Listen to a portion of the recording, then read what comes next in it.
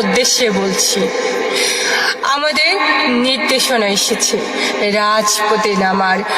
এটা বঙ্গবন্ধুর বাংলাদেশ, জননেত্রী শেখ হাসিনার বাংলাদেশ।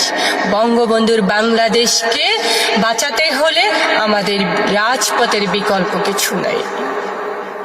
10, 11, 12 এবং 13 তারিখের জন্য আপনারা প্রস্তুত হয়ে যান।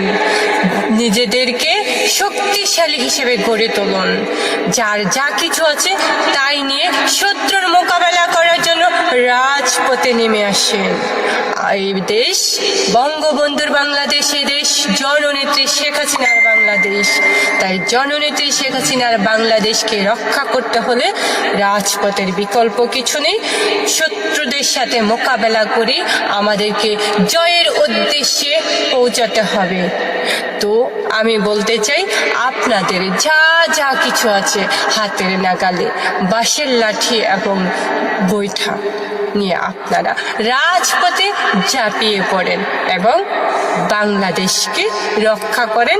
জয় বাংলা, জয় বঙ্গবন্ধু, জয় হোক জননেত্রী শেখ